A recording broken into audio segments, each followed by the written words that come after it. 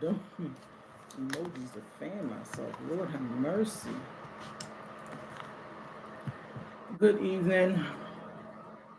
Let's give it a few more seconds for some people to come on in the room. Come on in the room.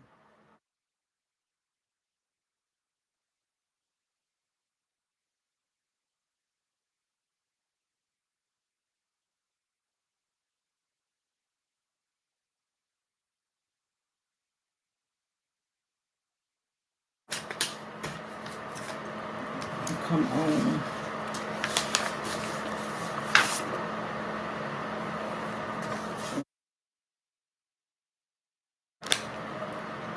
Oh wow, I have 2 pens. I don't need you. Let's get you back. I have actually 3 of them. Lots of pens.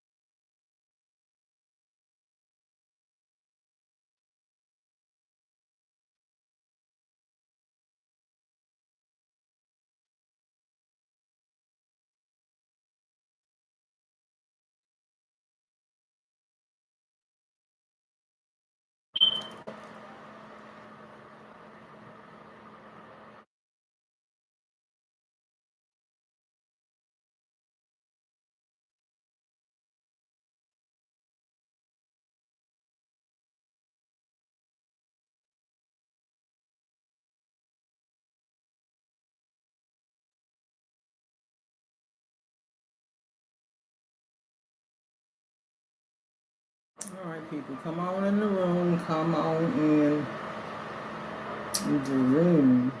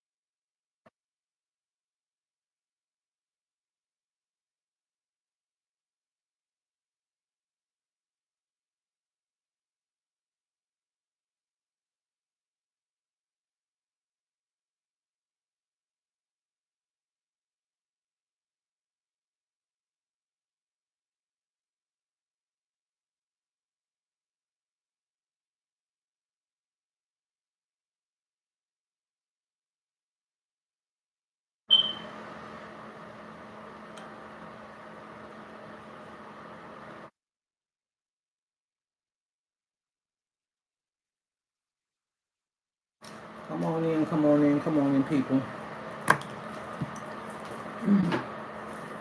I know it's hot. It is the middle of the week.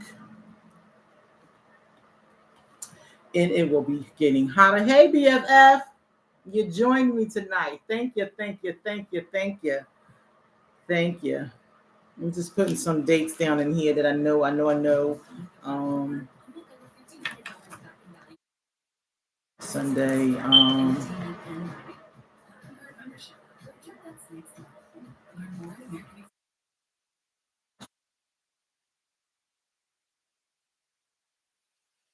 can protect your home from anyone. You're at baggage claim, and you can almost check live view and see a guy looking at your car.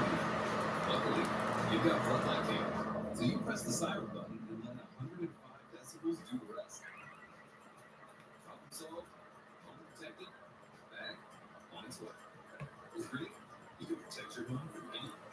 Learn more at ring.com. Hot.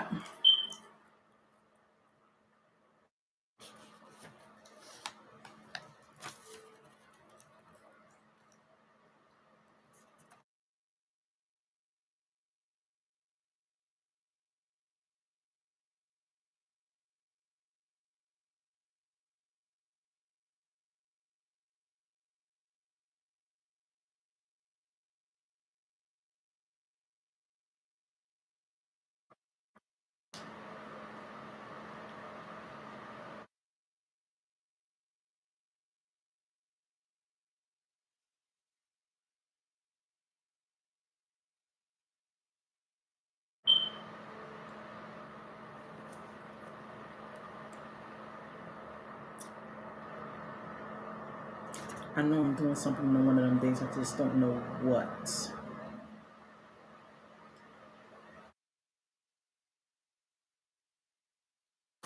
Hey, Miss Carla. Just putting down some dates here. All right. I'm putting down some dates here. And my mouth start working on its own tonight. That's absolutely fabulous. So fabulous, fabulous, fabulous. How was everybody's week? It's only been 3 days, but mine feel like it's been like I've been through war. Lord mercy, God. I don't even know if I put my little timer on right. I mean, it'll be all right. I already know that this topic and subject tonight is going to be a part one tonight, which means 6/4, June 4th is part one, and then June 11th will be part two. I already know that. I already know that. Let me warn you, already knows. So tonight is part one. Next week will be part two. I don't want to rush through this at all. So let us get in. Miss Hart already knew it. She threw up them yellow hearts. She threw up them yellow hearts. So tonight I threw up two kind of hearts. And let me get the ones I threw up.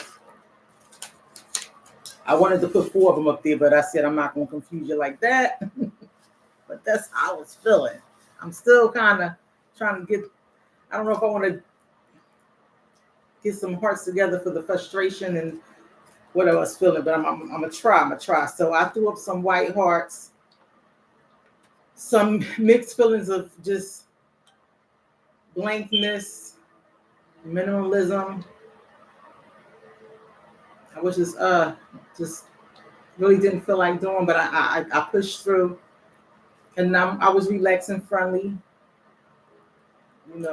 morning, because God woke me up this morning. I'm blessed. I was really able to work through the line of day, but I was having those mixed feelings going back and forth. So I combined these two this evening, this morning, in between this afternoon. So let's go on ahead and check in. Let's check in. I don't know the colors of I'm about to explain them to you, baby boy. I'm about to explain them. So let's take this ride, David.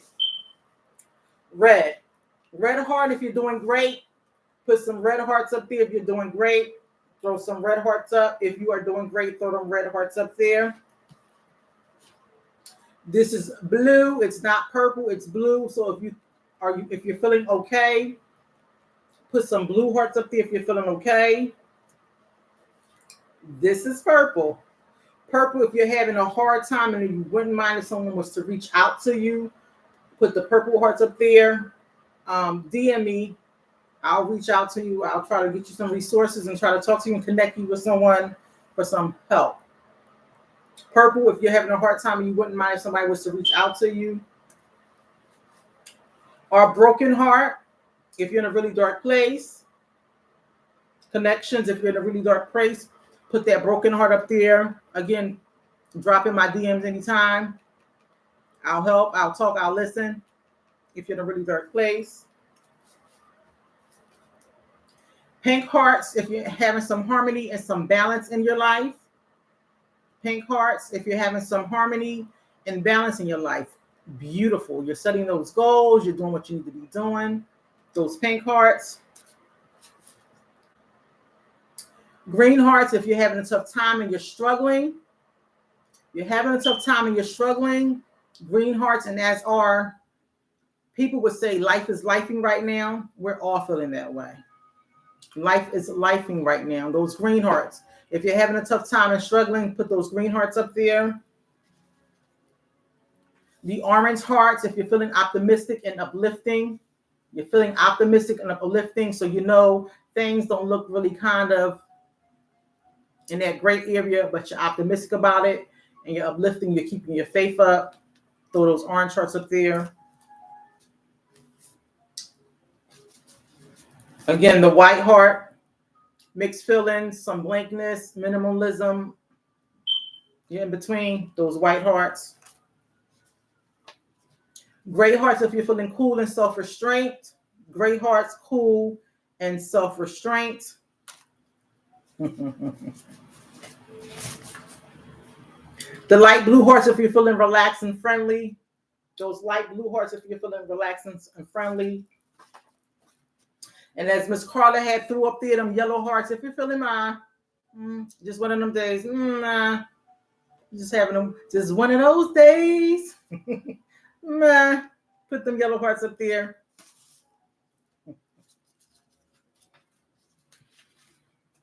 If you're having one of these days, put them brown hearts up there. We all have one of these days. Sometimes or the other. We have one of these days. We all do. Sometimes we have one of these days. Put them brown hearts up there. If you have one of these days, put the brown hearts up there. You can talk about it. Let's go through it. You don't want to keep that in you. It'll constipate you. You don't want to have that in you. If you're having some anger or sadness, throw them black hearts up there. Again, we got to process that. You don't want to keep that in you as well. Remember, I did the, I got napkins everywhere because I'm sweating. I did the demonstration, and I could do it tonight again if you haven't seen it in a while. I did the demonstration when you hold anger in, what happens with the balloon.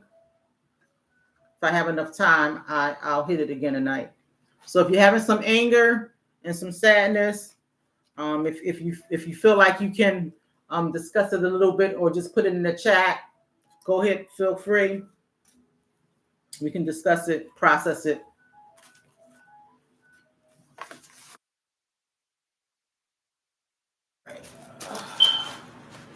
These are a great tool to work on. Helps you try to work through your emotions if you can't figure things out. Awesome too.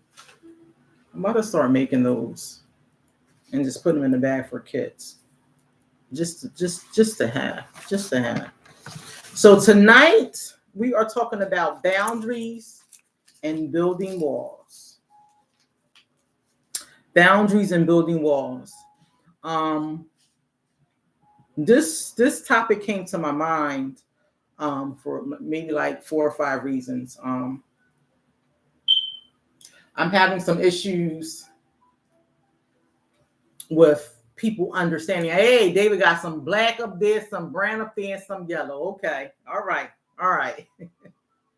I'm having some issues with maybe people understanding boundaries when they're set. People think, they're rigid. And I'm just talking about for me per se. They're rigid, or I'm tough, I'm mean, there's no give and take. But I would say boundaries are made for a reason. They're rules, they're expectations, they're requirements. It's a dance, right? When you're dancing, you and the other person are together, eye to eye, hand to hand, body to body, and you're moving together as one. Now, I don't have that much rhythm.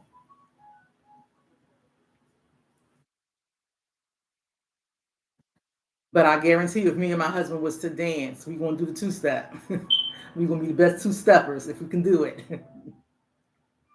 Sometimes he off beat, and I'll have to stop for a minute and say, listen, you off beat. But we both don't know how to dance. But that's what the boundaries are. It's a dance. It's a, both people understand the expectations and the requirements. And sometimes people don't understand those.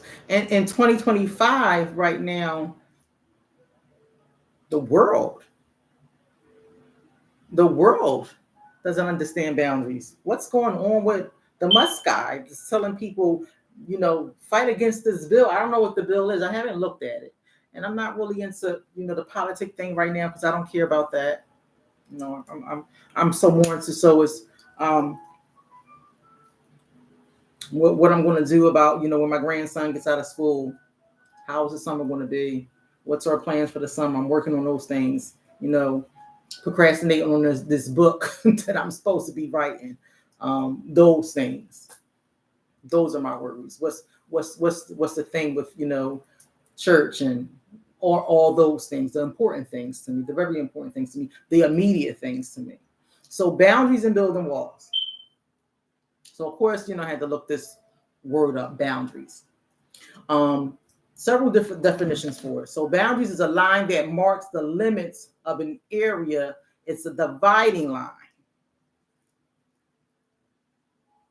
A dividing line. An invisible line that defines what behaviors are acceptable for individuals. Boundaries can be physical, do not touch me, or emotional, do not lie to me. Limits you create between yourself and other people.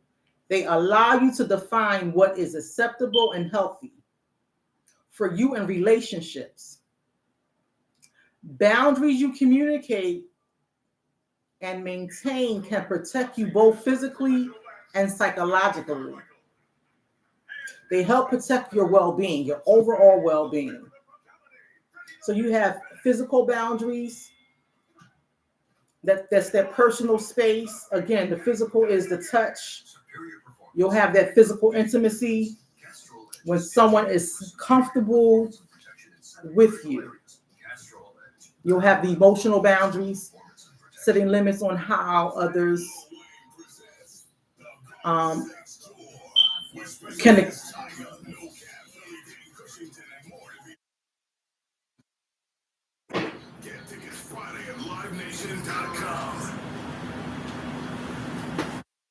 I guess I have to start boundaries with Alexa as well because that didn't happen. Like, are you serious? So emotional is setting limits on how others can express their emotions towards you. What kind of emotional support are you willing to provide, and how can you handle emotional situations?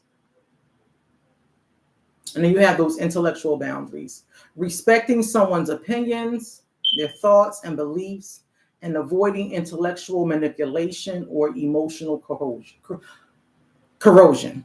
Couldn't get that word out. Then there's spiritual boundaries.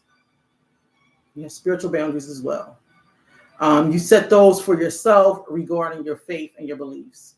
Nobody can touch those things at all. Financial.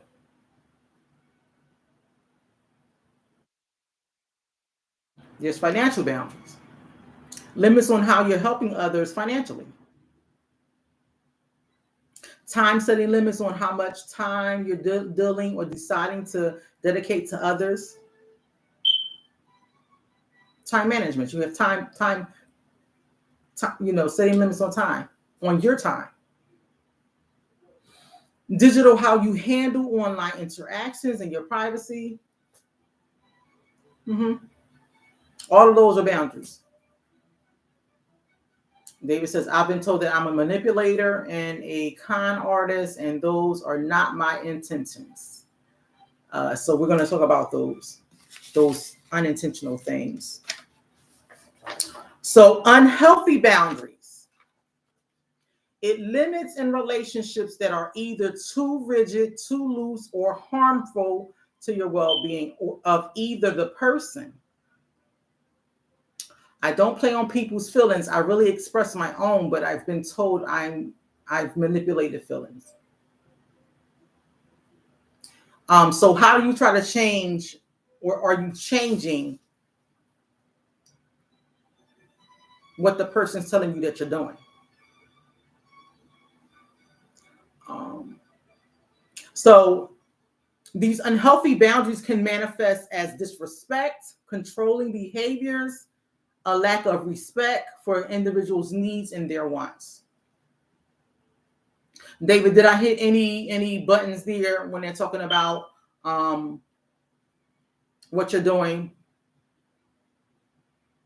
Any actions of disrespect, controlling behaviors, or lack of respect, or for their individual's needs or their wants or needs. So sometimes refusing to talk about emotions, isolating oneself, refusing to compromise in relationships are all unhealthy boundaries. Neglecting personal needs, saying yes to requests constantly, people pleasing. Controlling your partner's behaviors and limiting their freedom, using boundaries to manipulate others. I think that's what you're talking about, David. Disregarding someone's values, beliefs, or feelings, or not respecting their consent. Ignoring the red flags. That's where we get to. So you see these things, you're involved. This can be with friends, this can be with family members, this can be with your significant other, this can be with a coworker, this can be with a neighbor, this can be with a brother or sister in church. You see these red flags and you're like, okay, well, that's not going to really be an issue. I'm going to check them the next time. Tolerating unhealthy behavior, disrespect, or abuse in a relationship. Now, I say sometimes I always, when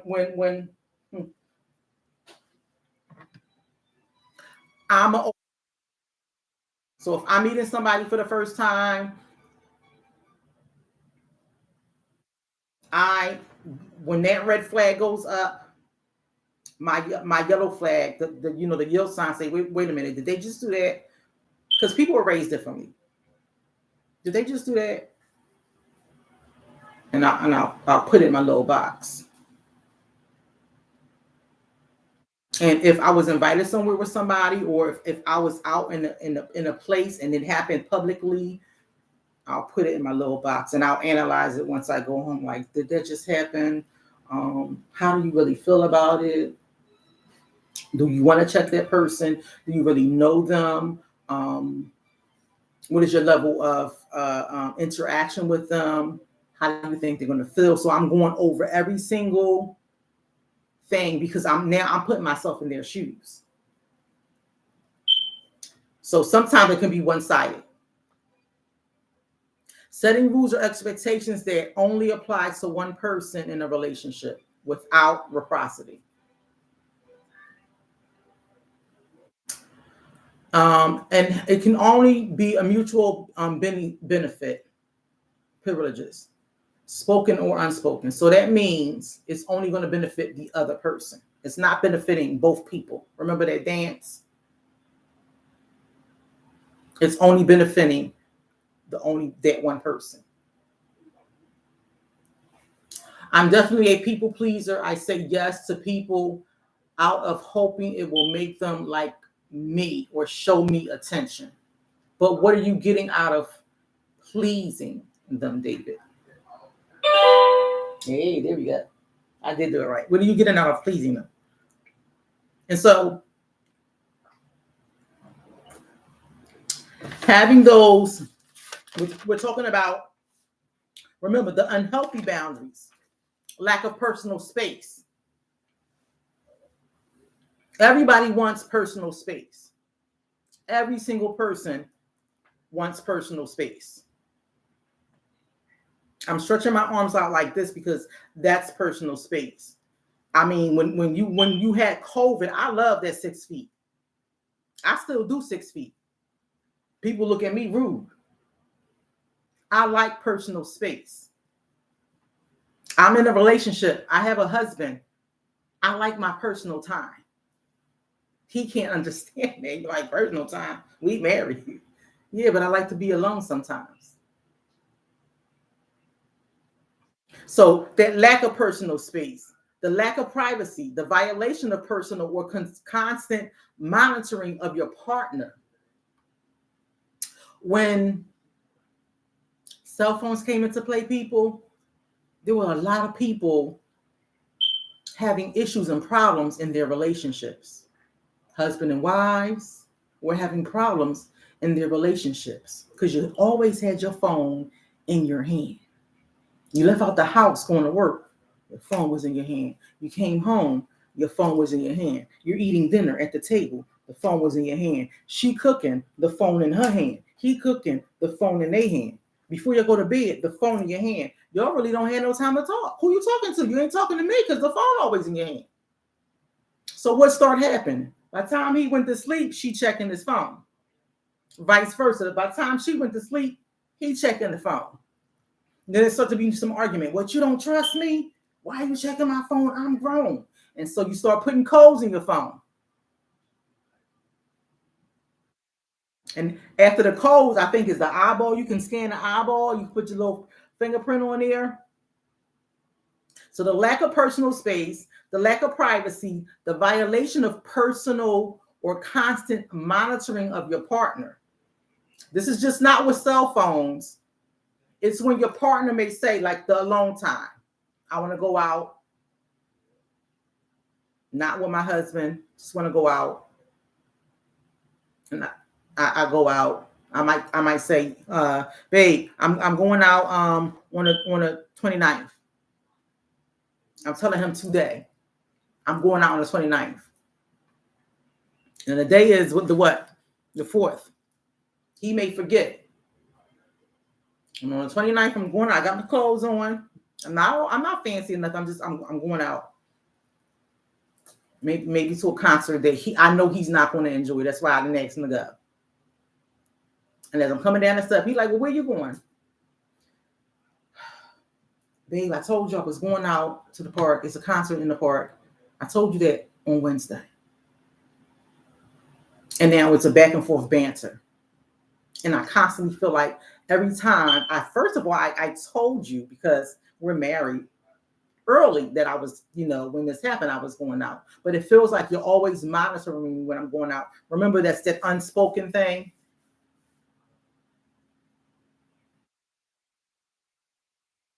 So it's the unhealthy boundary is inability to communicate your needs. Why is that person always monitoring their partner? What's the situation? What's going on? What has happened in that person's past? Inability to communicate your needs, struggling to say no. David, why are you saying yes all the time? Why are you struggling to say no? What's wrong with saying no? How does that make you feel if you say no? Feeling unable to express your needs or being afraid of rejection if boundaries are set.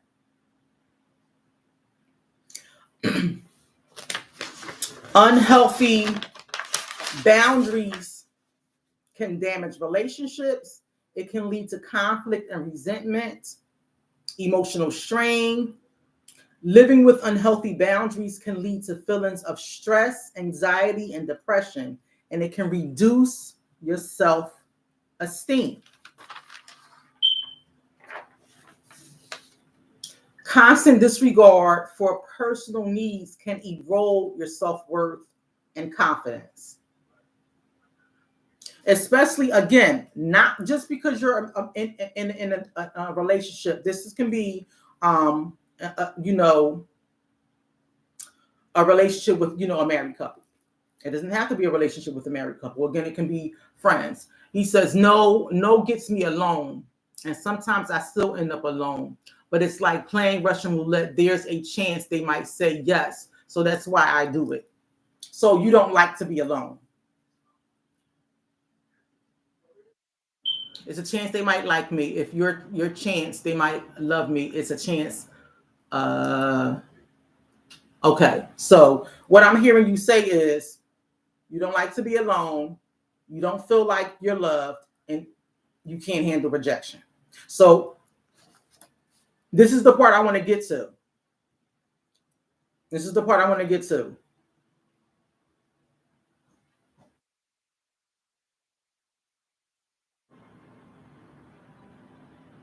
Unclear or poorly enforced boundaries can make individuals more susceptible to manipulation and abuse.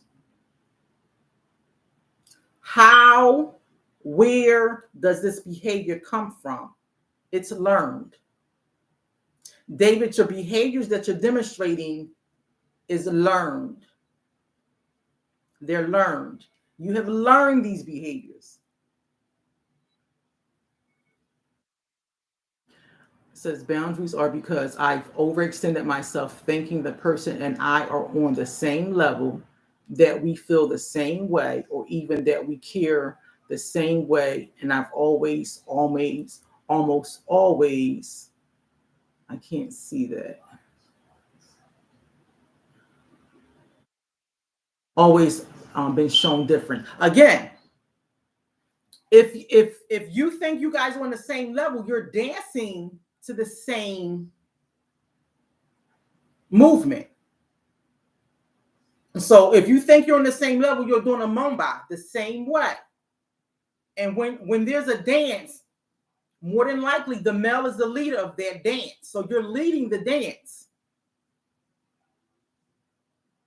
So if you think you guys are on the same level, you're leading that dance. And so once you figure out that you guys are not on the same level, you have to stop and go back again and have a conversation.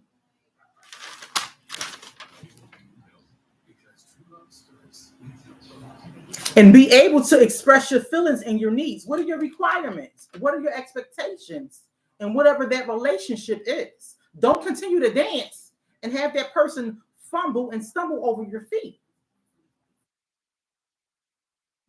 Boundaries in childhood, early childhood experiences, especially those with inconsistent parenting or emotional neglect, can lead to individuals developing a sense that their needs are less important than others. Now, we all grew up with rules. Every last one of us grew up with rules. And if we didn't grow up with rules, that's why you don't have that sense of boundaries when you're in a relationship, or that sense of identifying with, rules at all. Simple rules when you grew up was you had a bedtime, right? Everybody had a bedtime. Everybody went to bed at a certain time in their home. Another simple rule was everybody can agree. I mean, the way I grew up, on Saturday, there was chores. You did chores. And after chores, there was Saturday cartoons. You rocked out.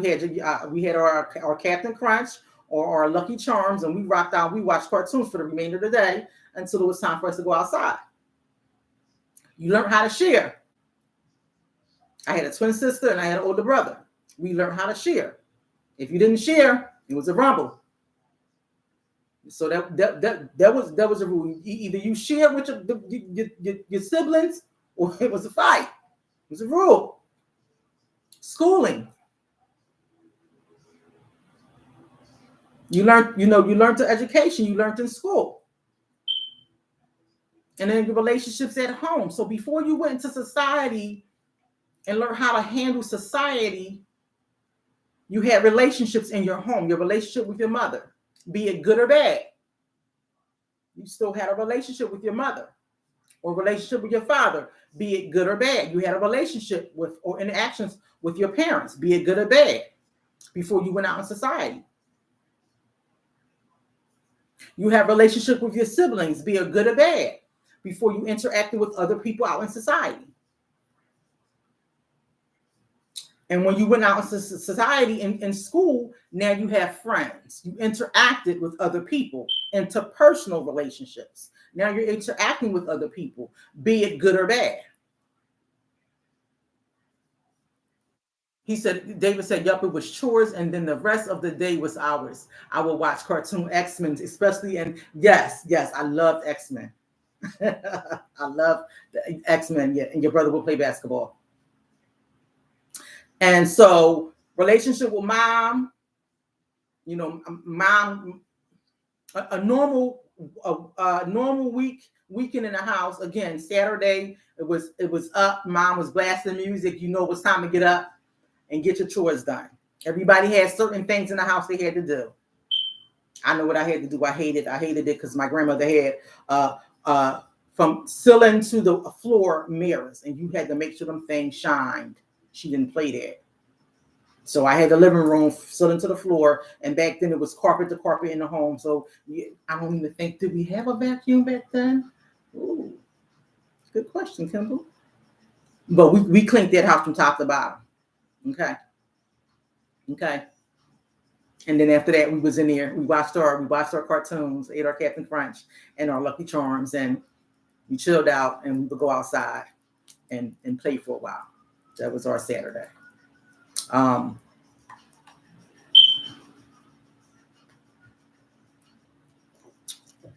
my dad wasn't around much, so um, after 12, um, but I still had a relationship with my father, a great relationship with my father.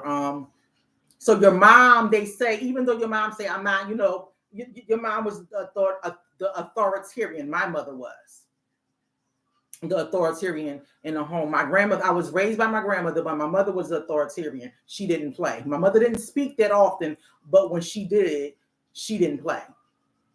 So that was our interactions with my mother. She was a female, a woman. She didn't play.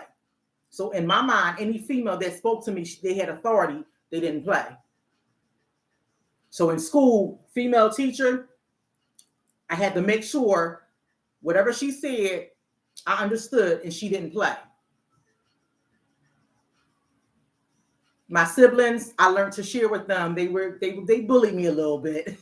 They bullied me, but they were very protective. My grandmother taught us that family comes first. We were protective of each other. We was always tight. We still always tight. We are protective of each other. My grandma taught us family is first, no matter what. So we had the interaction with the siblings. Friends, I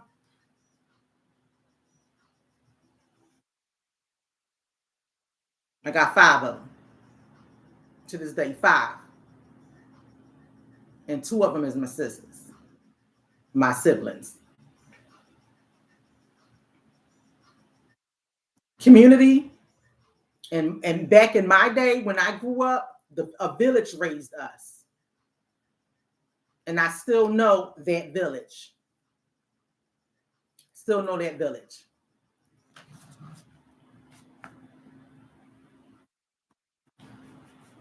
I want to make sure I'm okay. It's 9:16. I want to make sure I'm stepping out here on time. I don't want to So, growing up in your childhood, when boundaries were provided, when there was rules provided, bedtime, chores, sharing, relationships in your home, relationship with your mom, relationship with your siblings, friends, interactions in your community, those things. Then sometimes there had to be, with those boundaries, if you discipline. How did that look in your home? And then if there was any experiences of trauma, what happened? How did that look in the home? Was it processed? What was going on? So adults, what were your own experiences, if you had any, with any traumatic experiences, with any trauma? How did you handle it? How was it processed? Because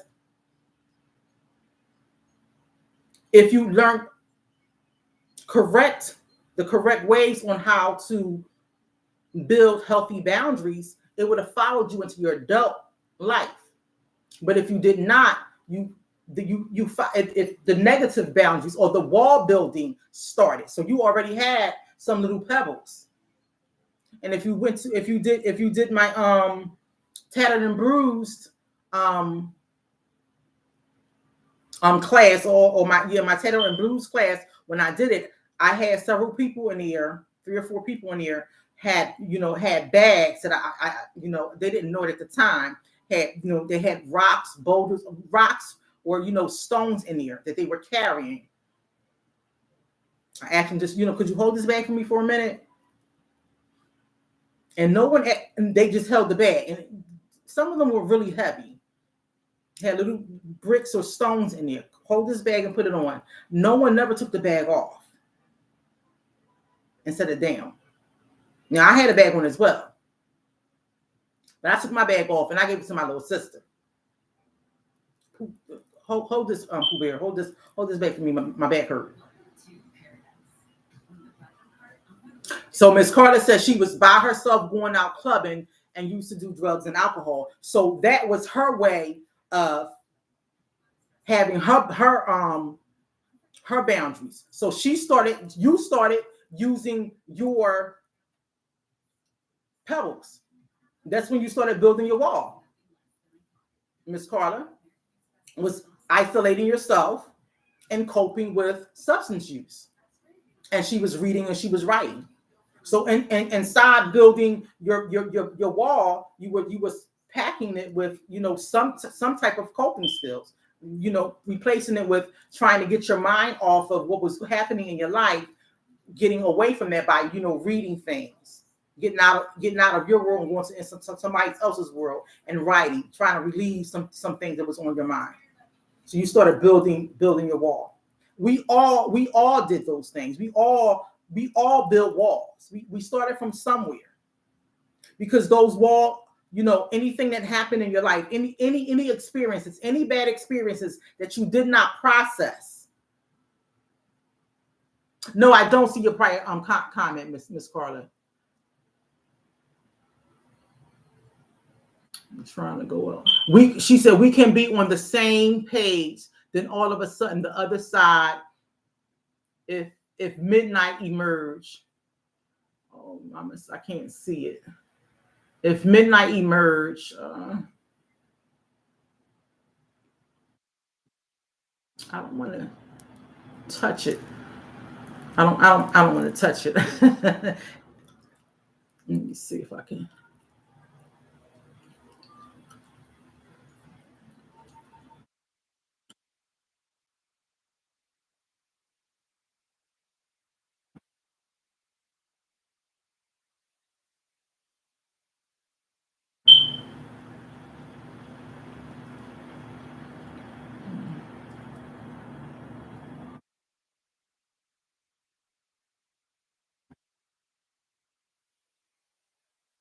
So you saying sometimes y'all be on the same page and then the script, it'll flip over to something else, Miss Carla.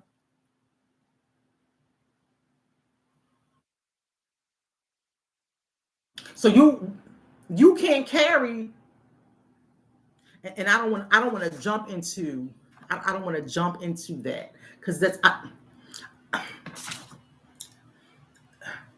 I don't want to jump into that.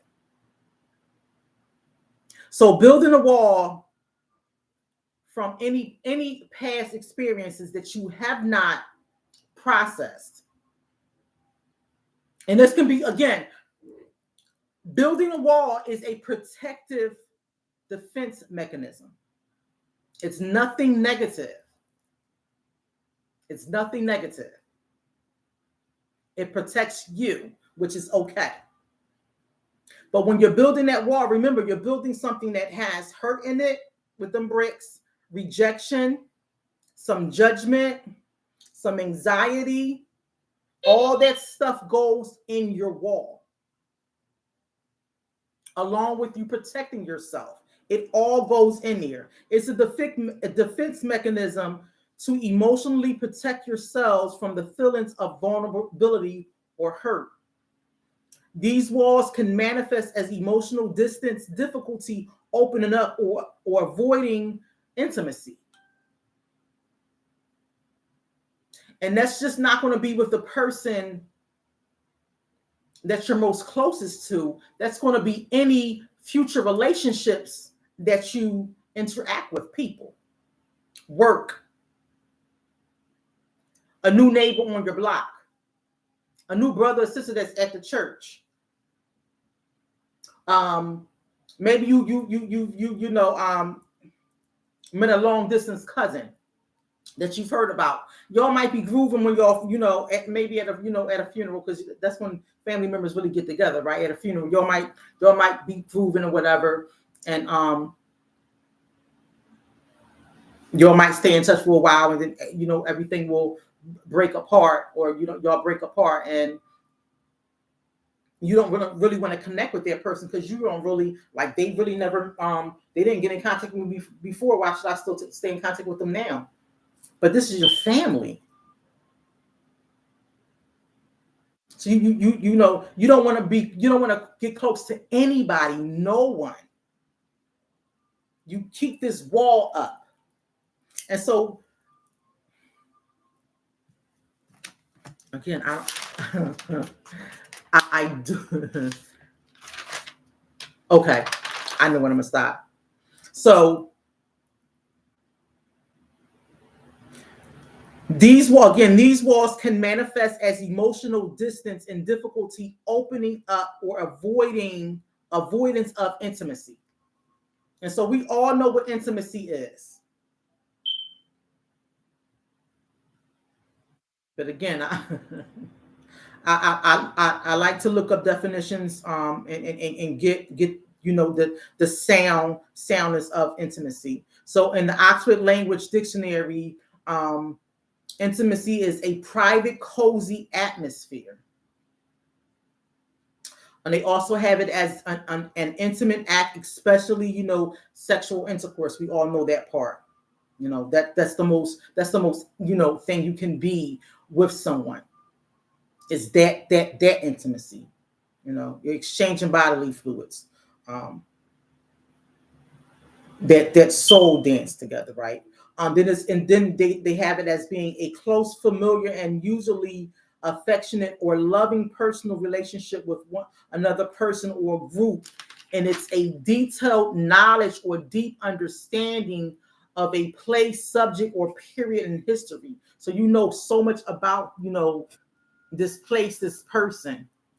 I'll text it again when the other side of midnight emerge.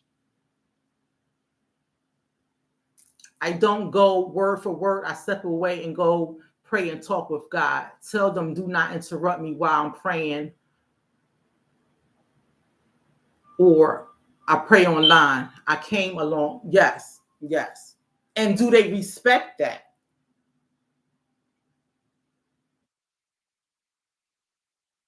Because I would say you came a long way and you're trying to take the bricks down from your wall. You're saying, okay, I can no longer keep this wall up because I'm seeing that first of all, I'm trying to look over your wall. I'm looking over you. I'm trying to break the wall down because I'm tired of saying I can't even see my friend no more. I want to kick the wall down. That's what I'm saying. I got my harness on. I'm about to come with the sledgehammer to kick it down. Right. So you're trying to take the bricks off, brick by brick. So you're identifying, saying, I want to change my life. This wall, you want to protect yourself, and it's okay. You want to protect yourself with your boundaries. Everybody wants to have boundaries and rules to protect their heart, their emotions, their mind, their well-being. Everybody wants to do this. Again, in different relationships, there's different walls for different people. Like there's different rules. I have different rules for my husband than I do for my children when it comes to how I relate. I have different rules for different best friends when it comes to how I relate with them. Different rules and different boundaries. I'll give my husband my all, my everything. But God gets every single drop. Every single drop. There's different levels. Just like intimacy, a deeper knowledge and understanding. Individuals may withdraw emotionally and become less communicative and less open to share their feelings once they start putting these bricks up. They're struggling to trust others and express your emotions, leading to difficulties in forming and maintaining relationships. Are we not seeing this now in society? Everybody, like, nah, I don't mess with such and such. You know what I mean? They the ops. I just found out what that was. I'm like, what? We know that person for like 14, 15 years. Yeah, but yeah, I'm saying you don't. And I'm like, okay, I don't know because I ain't been around. And then in the back of my mind, I'm like, for real, like that person would really do that to somebody? Like, yo, like my mom changed their diapers. And now you got me in my head thinking, y'all, I gotta watch out for such and such. That's why again, I only got literally 5, and 2 of them are my sisters, friends. Let me drop it down to another one because the other one is my husband. Y'all know who the other 2 is.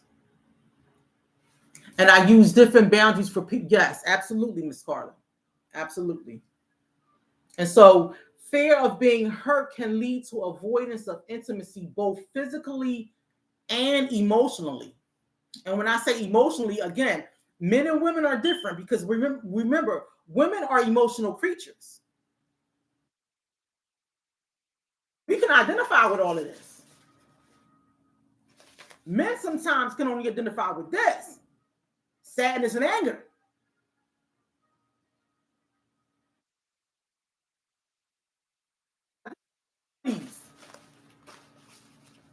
Men shut down. They hold it in.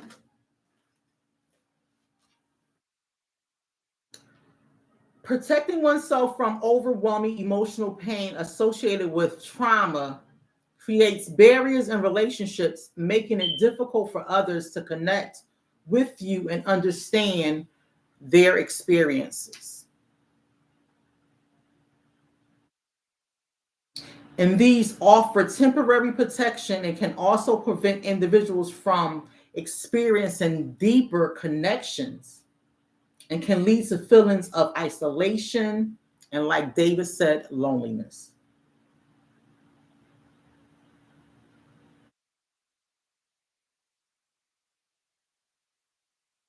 And so if you keep saying yes and yes and yes and yes, and you keep giving and giving and giving and giving, you're not getting the same thing back. You guys, you're doing a dance and it's moving too quickly for you. You're off beat. Your expectations are not known. Your requirements are not being made. You're frustrated. You're aggravated. You're irritated by this person. This person now, this person that you were so happy with, so fond of, your favorite, hey, cousin, you're my favorite cousin. Now they discuss you.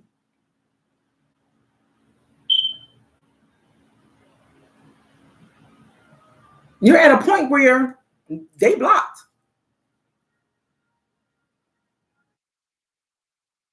Matter of fact, they don't even exist no more. And I hate to say the word, I just said it. I just said it. That word, HATE, is a strong word. My Lord is strong. Yes, absolutely, Miss Carla. Every single person matters. Now, before I end this, because I'm not going to get into the emotional barriers tonight, we'll get into that next week. These walls are often unconscious. They're unconscious. There is an emotional barrier.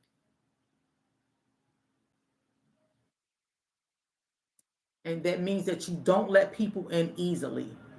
You don't, again, you don't mean for these things to happen because you didn't mean for whatever happened in your childhood to cause this safety net to take control of, to consume you, to have this safe switch. right? So my car, I don't have to put the key in there to start my car. I push the button, right, and the car starts. However, if I get out the car without the key in there, it'll start beeping, boop, boop, boop, boop, boop, boop, boop, boop, boop, boop, boop, letting me know that, the key is not in the area. And if I push the button and turn the car off, it's not going to start again without the key, a fail safe or whatever. And I think, 2 weeks ago, it was 2 weeks ago, I was in the car. I came in the house, and I came in the house to get something, and I got what I needed, and I went back in the car, and the car was beeping, indicating that the keys wasn't inside the car, and I had left the keys in the car. So I'm like, "Dang, why the car beeping like that?" He said, "I don't know. You in the car." I said, "I know, but let me go back in the house and see if I left the keys in the house." But I know I didn't leave the keys in the house, and so I was baffled. Came upstairs real quick, got the spare keys. Car stopped beeping. And so now I'm saying in my head, did I drop the other key somewhere else? Because the car shouldn't have beeped, because I left the keys in the car. So I said, never mind, I have the spare keys. If I shut the car off, I have the spare. The same thing with whatever happens, even if it didn't happen in your childhood, whatever that interaction was growing up.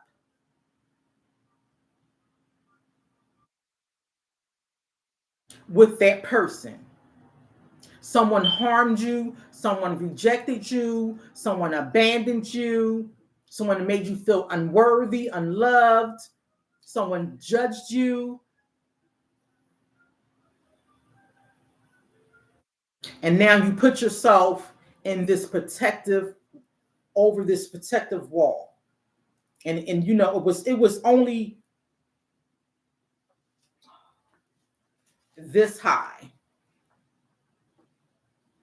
And over the years, you may have, heard some things, and you just start building it up. And now you're married, it might be down to here. But you're at work, and you like that person over there, and now it's up here. And at church, you might have one over here. And on your block, you might have a side one. So we interact with people every single day. Every single day. And I'm going to tell you guys, the world ain't going to get no better. So you have to make your expectations and your requirements known to each and every person that you interact with.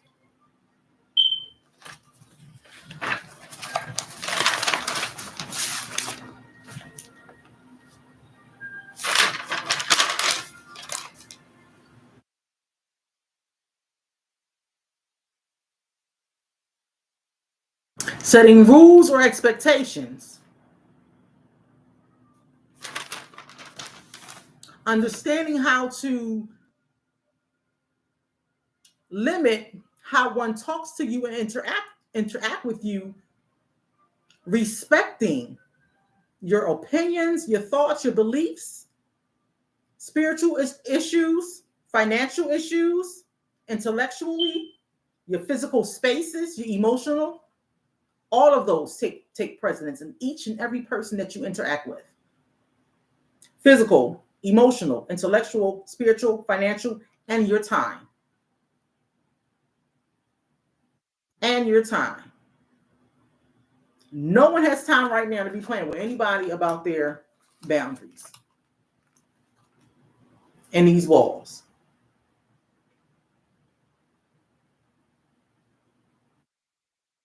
And so when they say, I'm going to match that person's energy, I ain't matching your energy, because if you got a stink energy, I ain't trying to be stink with you. We can't be two stink people. I just can't.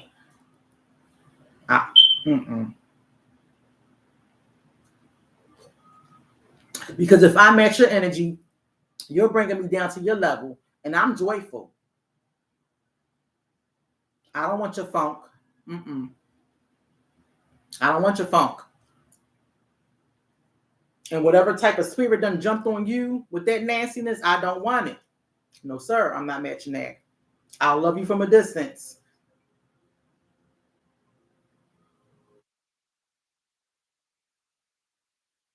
So next week we will be talking about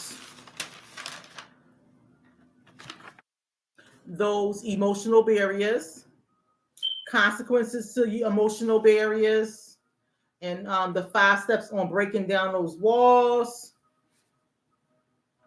Um, and all that good stuff. I don't think I'm going to do that balloon thing tonight.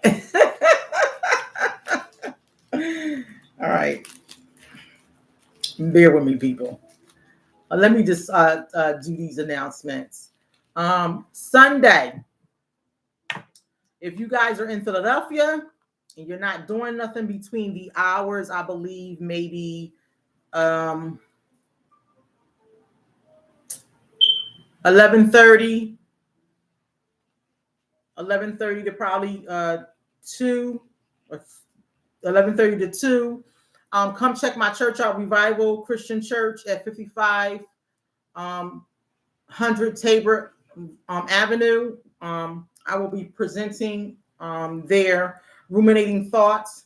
We're going to be dealing with anxiety, stress, and depression. The church does talk about mental health. Mental health does need to be talked about inside the church. And if it's not talked about, it needs to be talked about. And my church is one of those churches that does talk about mental health. April was Mental Health Awareness Month. So I will be talking on Sunday. If you're coming out, we do like to eat because God did, break bread and ate with the people that he gathered with. So bring a dish, bring a store-bought dish if you're coming out on Saturday. We're going to be celebrating some birthdays and just breaking bread, talking and eating. And how do you just stop the negative stigma against mental health and mental health conditions and mental health illness? You have to educate yourself and talk about it. Just open up the forum. Oh, Miss Carla, I love you as well, baby. You know I love you. You have to discuss it and talk about it and get resources and know where to go to get help. So again, 5500 Tabor Avenue, Revival Christian Church, with my pastors, Pastor James and Jennifer Solomon, this Sunday, again at 11, I believe at 11 o'clock, 11:30. Ruminating thoughts. We'll be discussing anxiety, stress, and depression. I have some guests coming up, guys. I'm doing my thing. I'm trying to get out there again, not being afraid to talk to people and have people on and doing those things. So I have a couple of guests coming up, but I'm going to tell you the topics that I'm going to be talking about. So June 18th, I'm going to be talking about destruction and independence. And this is going to be from my Grit to Grace series. I'm going to have this beautiful woman come on. I've met her at one of the outings. Okay, I'm almost done. One of the outings that I went to at another church. It was a woman's revival, and it was so wonderful. She's going to be on the June 18th. Her name is Valerie Ann Todd. I will put that up flyer up in a couple of days, but it's going to be talking about destruction and independence. That'll be up shortly. Oh, thank you, my best friend. Thank you. I'm proud of you as well. Then July 9th. I just gave you all that. I had to just give you all that look. July 9th, I will be having Dr. Tracy Johnson. Dr. Tracy Johnson is she comes onto the prayer line at 6 o'clock in the morning.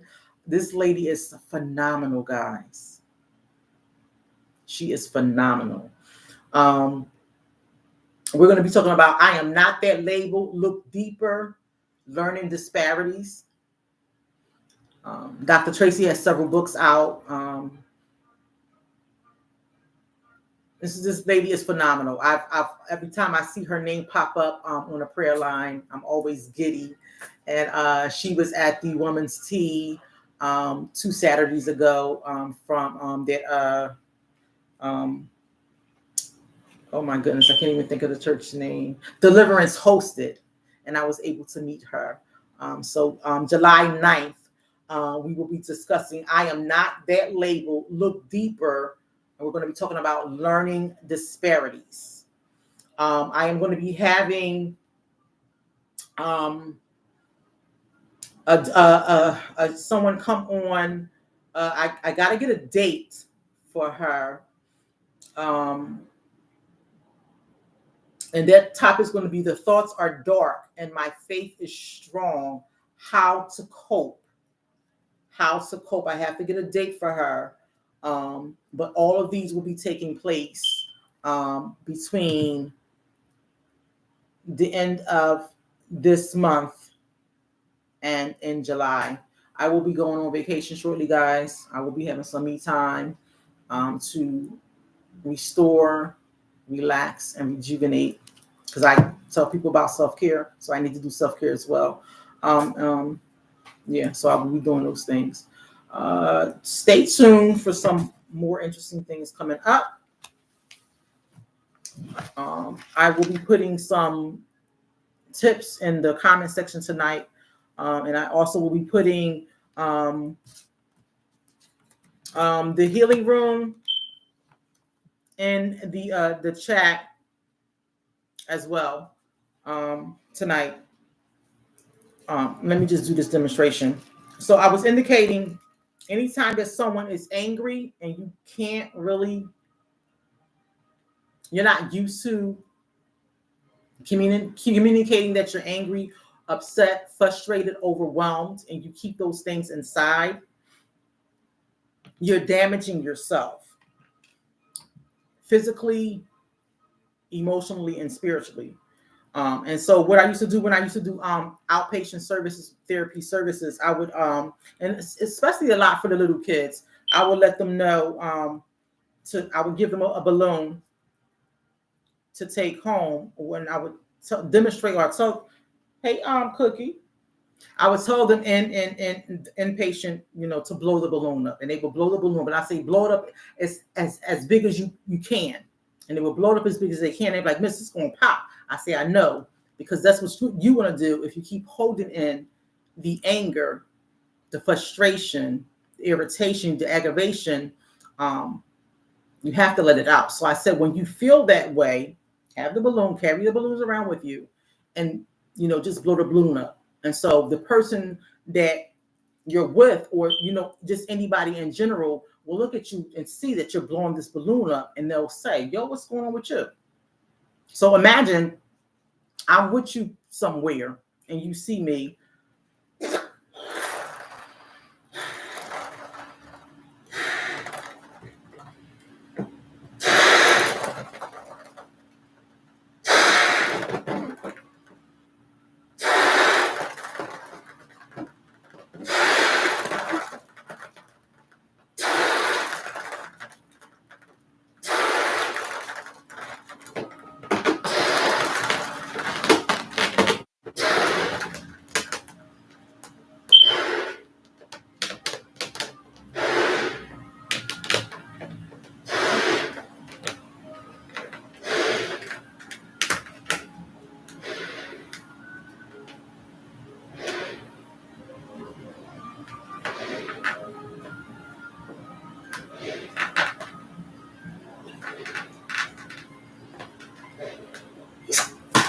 I think that's as big as it's going to go until it pop. I don't want it to bust on my lips, but that's the indication. All that inside is what you feel and what you hold in when you can't express yourself. This is dangerous, because what happens is when it comes out, it's coming out towards someone or something, somebody. It's going to come out aggressively. Like that. Case in point. You're going to bust. And I got to pick up all these little teeny confetti pieces off my floor. Okay, guys. My name is Kimble Evans. I am your trap therapist. You have been on the Trap Lounge. You guys have a good night. I'll see you next Wednesday. Be safe.